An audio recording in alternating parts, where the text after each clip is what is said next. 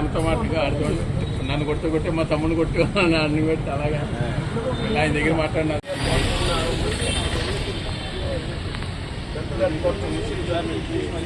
ఈరోజు మన డిమాండ్పై ఈరోజు వారం 60 అదే మనం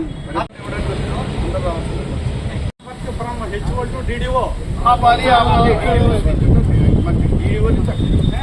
ఆ తర్వాత ఎంఏసీపీ అందరికీ వస్తుంది చేయాలి. ఎంఏసీపీలో ప్రమోషనల్ క్యాండిడేట్స్ ఎంఏసీపీ ఖచ్చితంగా వర్తింప చేయాలి. ప్రమోషన్ కోర్టు జడ్జిమెంట్ ఇచ్చింది అది ఎంఏసీపీ ప్రమోషన్ మీద వచ్చినట్టు వాళ్ళకు కూడా వర్తింపు చేయాలి. నేషనల్ ఇంక్రిమెంట్ ఫ్యామిలీ పెన్షన్స్ కి డిసీజ్ పెన్షన్స్ కి కూడా ఇవ్వాలి. ఆ ఫ్యామిలీ పెన్షన్ క్లెయిమ్స్ ఎన్ఆర్డీలో అవుతుంది. అవ్వకూడదు. రీజనల్ పిఎంజీ గారు అసలు మన పెన్షన్ సర్కిల్ ప్రెసిడెంట్ గారినే లెక్క చేయకుండా ఆయన ఏం పట్టించుకోలేదు రాజారావు గారు లాంటి. అందు గురించి చాలా అసంతృప్తి వచ్చి మనం అదొకటి మాట్లాడుతాం. కోర్టు ఆర్డర్ని డిపార్ట్మెంట్ ఖాతరు చేయాలి. కోర్టు ఆర్డర్ని డిపార్ట్మెంట్ ఖాతరు చేయాలి. పెన్షన్ అసోసియేషన్ ఇచ్చిన మెమరాండమ్స్ పరిశీలించాలి. Upgradation postman MG scales 196 నుంచి ఇవ్వాలి. మానిటరీ బెనిఫిట్స్ ఇవ్వాలి. External CGHS benefits for retired GDS less than వాళ్ళకి మరి ఎంపీఎస్ అంతే చెప్పండి.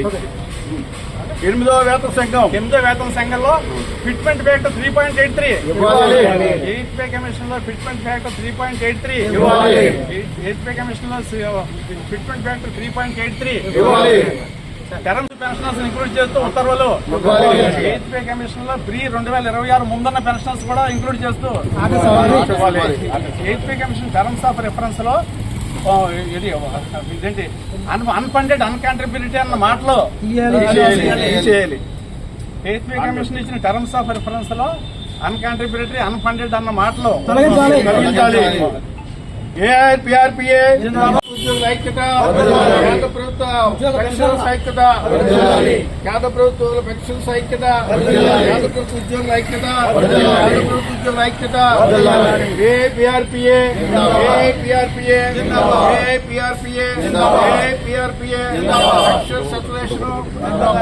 పెన్షన్ సర్క్యులేషన్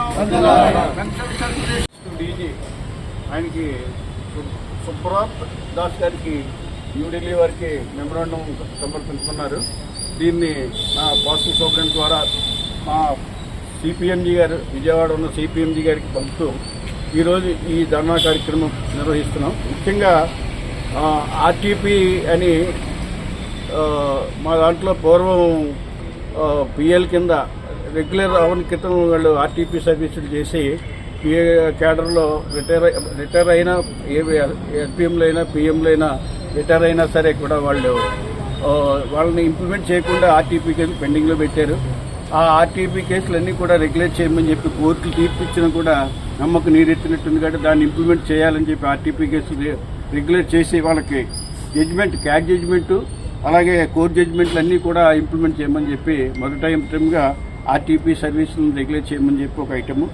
రెండోది పోస్ట్ ఆఫీసులో ఉన్న పెన్షనర్స్ ఉన్న టోటల్ అకౌంట్స్ అన్నీ కూడా డీడీఓ నుంచి ట్రాన్స్ఫర్ చేసి డిఏపీకి ట్రాన్స్ఫర్ చేస్తున్నారు. అది మానుకుని యథాస్థానం డీడీఓలోనే అంటే ఎక్కడైతే డ్రా చేస్తున్నారో పెన్షన్ అదే ఆఫీసులో ఉంచాలని ఆ డిమాండ్ కూడా అదొక డిమాండ్. మూడో డిమాండ్ ఏంటంటే ఎంఏసీపీ